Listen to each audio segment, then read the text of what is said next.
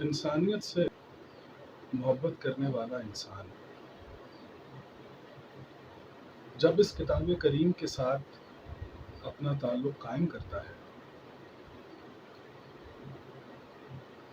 تو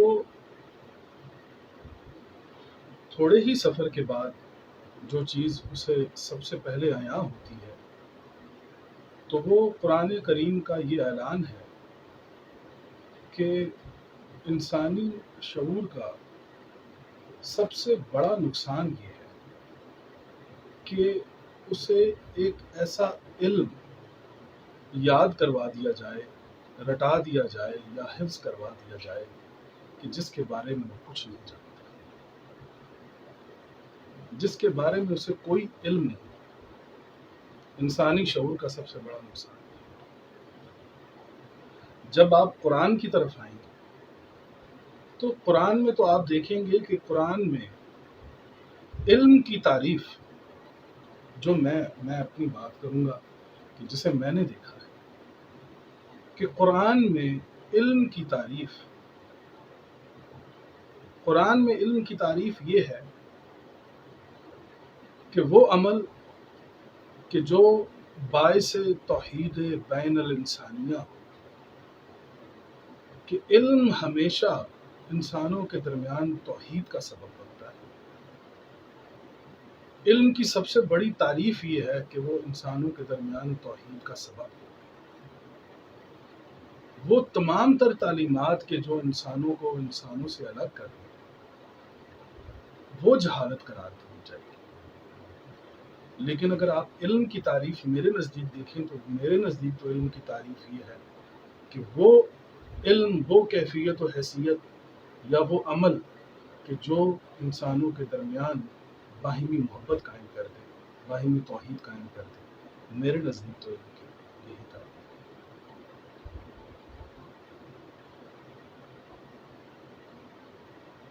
ہے۔ علم کی سب سے خوبصورت ترین معرفت اگر آپ دیکھنا چاہتے ہیں تو سورہ العلق، کہ جسے آپ فاتحۃ القرآن کہتے ہیں،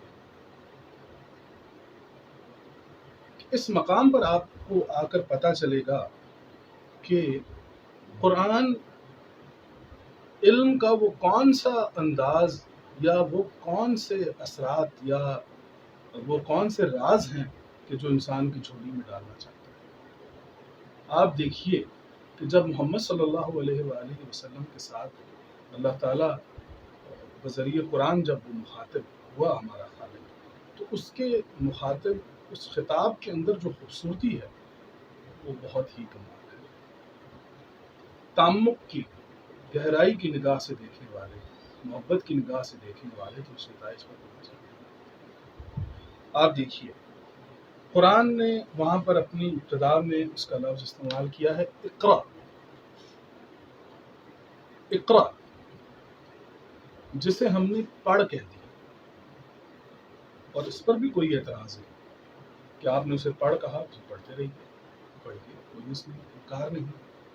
لیکن سوچنے کی جو بات ہے اور جو بہت ہی اہم بات ہے کہ قرآن کے اندر مترادفات نہیں، ذو معنی الفاظ موجود ہی نہیں۔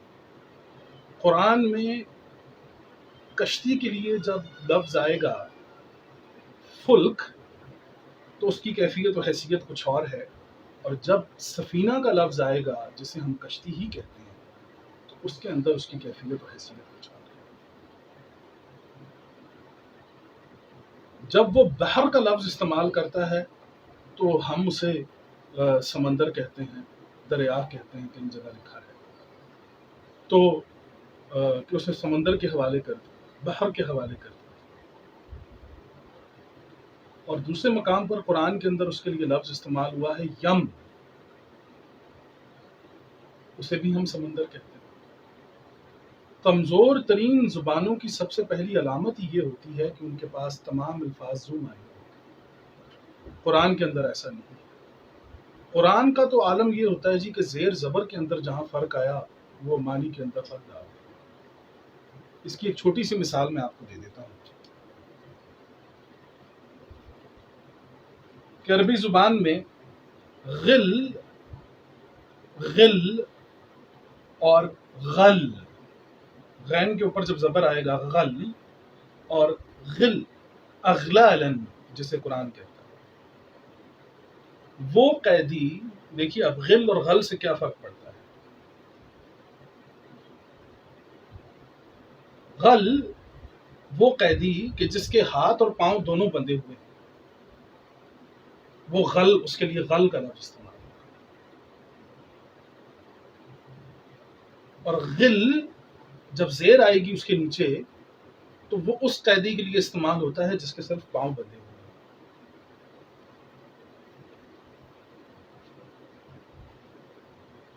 دوسری مثال لیجیے، غار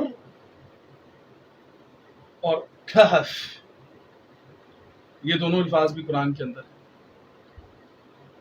تو ہمارے ہاں غار بھی غار ہے اور کہف بھی غار ہے.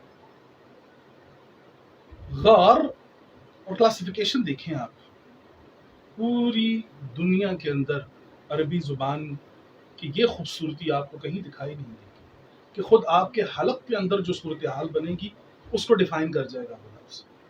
غار، غار جب غین کا لفظ آپ استعمال کریں گے تو وہ حلق آپ کا جو ہے وہ سکڑ جائے گا. غار وہ پہاڑ، وہ مقام پہاڑ کا کہ جو فرنٹ سے آگے سے چھوٹا ہو اور آگے اندر جا کے بڑا ہو جائے. غار یہ ہے غار. کہف، کہف ہا کہ کھلتے ہی آپ کو پتہ چلے گا، آپ کے حلق سے ہی دیکھیں اس کی کلاسیفیکیشن عربی کی. کہف پہاڑ کا وہ مقام کہ جو فرنٹ سے بہت بڑا ہو اور اندر جا کے چھوٹا ہو جائے. یہ قرآن فرق کر جاتا ہے غار کے اندر اور کہف کے اندر. تو جب ہم بات کر رہے تھے کہ قرآن اپنے علم کی جب معرفت آپ کو دے رہا ہے، تو جب آپ وہاں پہ اقرا کو پڑھ کے لیے استعمال کریں گے تو آپ جائیں گے سیدھے سورہ البقرہ آیت نمبر 44 میں، تو وہاں پہ اللہ تعالیٰ فرما رہے ہیں بسم اللہ الرحمن الرحیم اتامرون الناس بالبر وتنسون انفسکم وانتم تتلون الکتاب، تتلون الکتاب افلا تعقلون.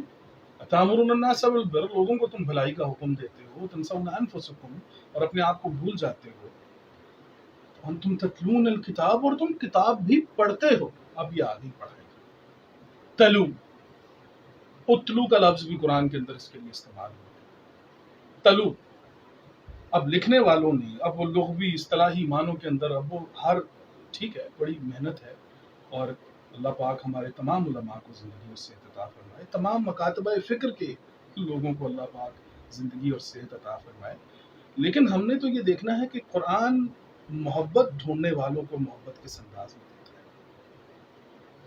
انسانیت، میں نے بتایا کہ علم کی توحید یہ ہے کہ انسانوں کے درمیان محبت قائم کرنا چاہیے. تو جب آپ تلاوہ کو محض پڑھائی تک محدود کریں گے تو یہ آپ دیکھیے کہ اس کے معنی آپ نے یہ لیے کہ فالوئنگ، تلو تلاوہ کہتے ہیں جی فالوئنگ کرنا. آپ نے محض ریڈنگ نہیں کرنی، آپ نے تلاوہ کرنا ہے، آپ نے اس کی آیات کی فالوئنگ کرنی.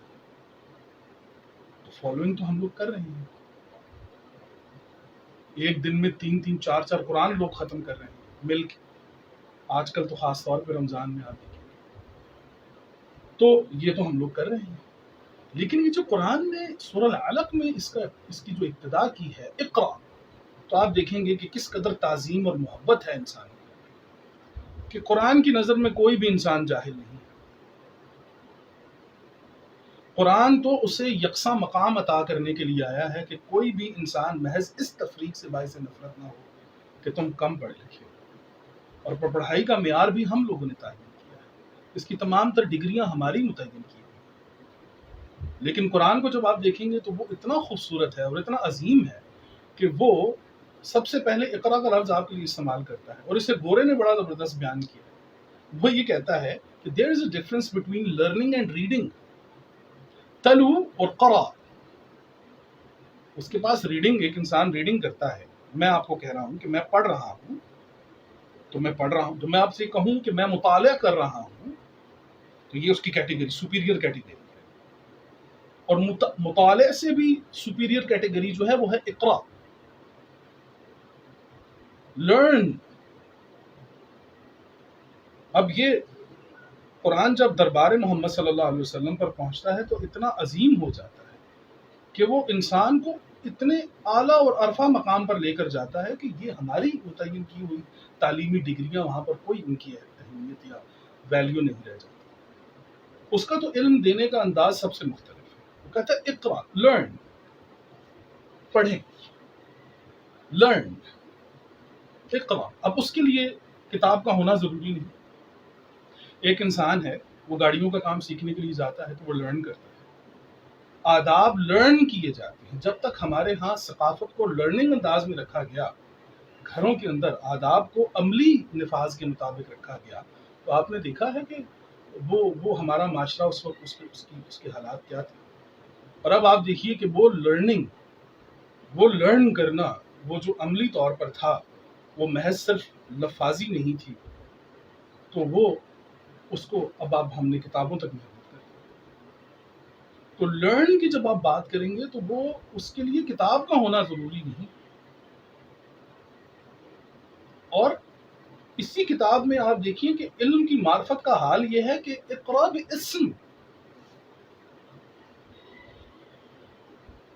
اسم دراصل عمل کا کلام ہے. خیر یہ باتیں ہم آگے چل کے اپنے اگلے سیشن میں بات ضرور ہم آپ لوگ اس کو ڈسکس کریں گے آگے چل کے. لیکن ابھی فی الحال میں اقرا کی بات کر رہا ہوں. لرن کہ جب آپ بات کریں گے لرن، تو قرآن کی نظر میں کوئی بھی انسان ایسا نہیں ہے کہ جسے وہ کہتا ہو کہ یہ جاہل ہے، یہ کچھ نہیں کر سکتا. کہتا سیکھیے سیکھیے. اور ایک مقام پر جب اللہ تعالیٰ نے کہا کہ یہ قرآن کی تلاوت اس کے حق کے مطابق نہیں کرتے، تلاوت کا حق اقرا ہے. آپ اگر محض فالوئنگ کر رہے ہیں، آپ آیات کی فالوئنگ کر رہے ہیں، اقرا بسم ربک الذی خلق، خلق الانسان من علق، علم الانسان ما لم يعلم، اقرا وربک الاکرم، سو آن. جب آپ چلتے چلے جائیں گے اور فالوئنگ کر رہے ہیں، بٹ یو ڈونٹ نو کہ آپ کیا پڑھ رہے ہیں. تو اقرا کا مطلب جو ہے وہ آپ دیکھیں کہ قرآن کے اندر وہ ہے لرن کر. اور پڑھنے کے لیے محض جو لفظ استعمال ہوا ہے وہ تلو، اتلو، تلاوہ، یتلون الکتاب. تو آپ کو پتہ چلے، میں نے عرض کیا کہ قرآن میں مترادفات نہیں، وہ ایسا نہیں کرتا کہ تلو کے لیے بھی ایک ہی لفظ استعمال کرتے اور وہ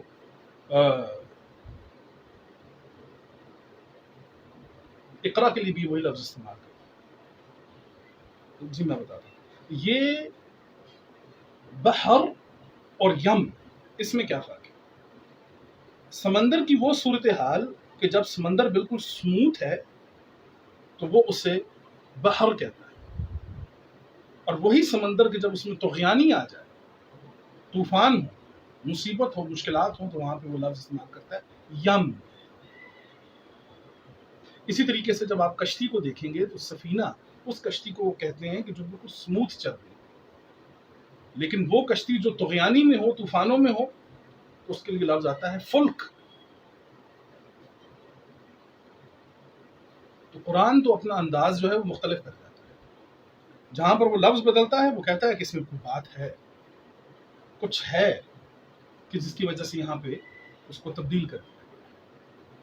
تو قرآن تو اپنے فاتحۃ القرآن میں جب آپ دیکھیں گے تو معرفت علم کی اتنی بڑی کنجیاں قرآن آپ کو عطا کرتا ہے کہ وہ مخاطب آپ صلی اللہ علیہ وسلم سے ہیں، اور ان کے پاؤں کی یہ خاک ہماری طرف اڑ کے آ رہی ہے کہ جو ہم جیسے ناقص العلم جو ہے، ہم جیسے طالب علم جو ہے، وہ اس قرآن کے اوپر تحقیق کر رہے ہیں یا ہم پڑھ رہے ہیں. اب آپ آئیے اس آیت کی طرف. بسم اللہ الرحمن الرحیم. اقرا باسم ربک. میں نے کہا کہ ہم انشاءاللہ اگلے نیکسٹ سیشن میں اس کے اوپر بات کریں گے. چند موضوعات کے ایسے الفاظ ہیں کہ جن کو پڑھنا آپ کے لیے بہت ضروری ہے. اقرا باسم ربک الذی خلق. پڑھ اپنے رب کا نام لے کے اسے پیدا کیا. خلق الانسان من علق. اقرا وربک الاکرم الذی علم بالقلم. اب یہاں آ جائیں.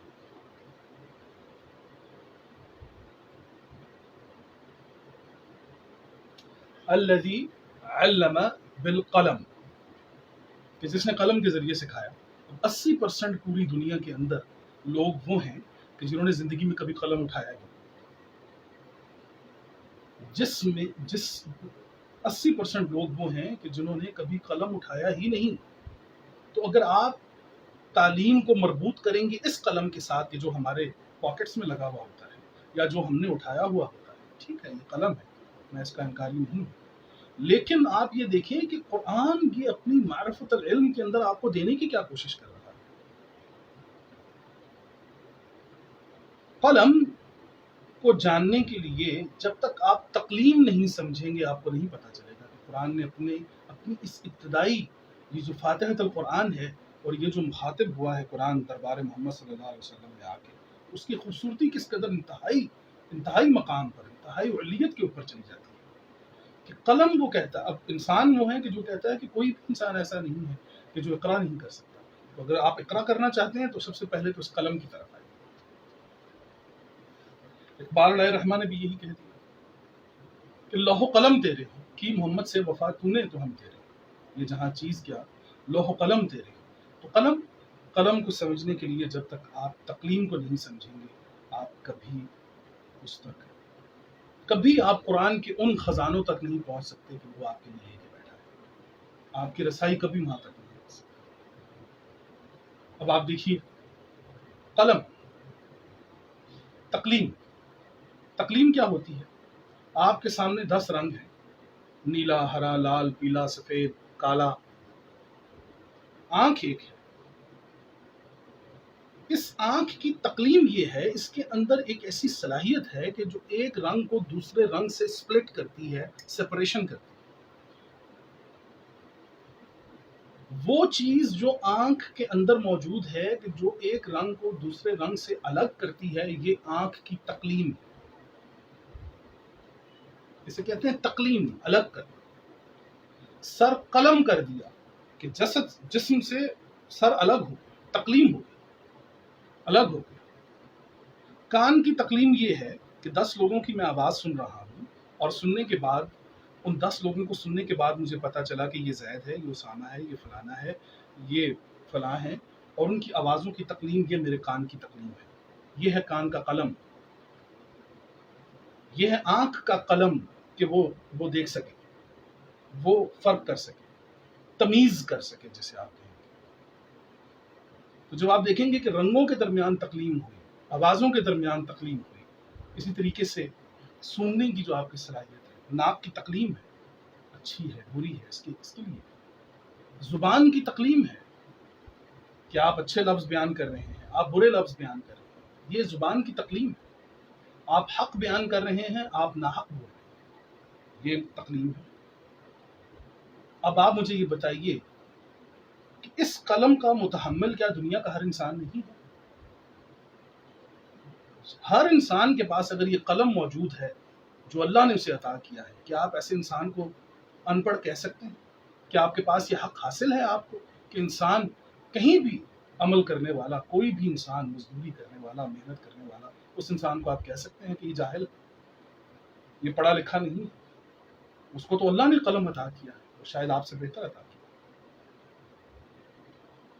تو یہ ہے وہ قلم کہ جو اللہ تعالیٰ نے یکساں تمام انسانوں کو دیا، یہ ہے وہ تقلیم، یہ ہے وہ انداز قرآن کا کہ اقرأ باسم ربک الذی خلق۔ یہ لرننگ پروسیجر جو ہے، اس کے لیے ہم آپ کو قلم دے رہے ہیں۔ اب آپ مجھے یہ بتائیے کہ کیا یہ کسی ایک مذہب کی بات ہو رہی ہے؟ کیا یہ آپ کو لگ رہا ہے کہ یہ محض مسلمانوں سے خطاب ہو رہا ہے؟ کیا یہ محض ہماری وراثت ہے؟ کیا ہم یہ کہہ سکتے ہیں کہ صرف ہمارے ساتھ یہ مخاطب کیا جا رہا ہے؟ تو تمام انسان کے کون انسان ہے جو اس سے انکار کرے؟ قرآن اپنے آغاز میں، اپنے ابتدا میں معرفت العلم، علم کی وہ معرفت آپ کو دیتا ہے کہ وہ بات شروع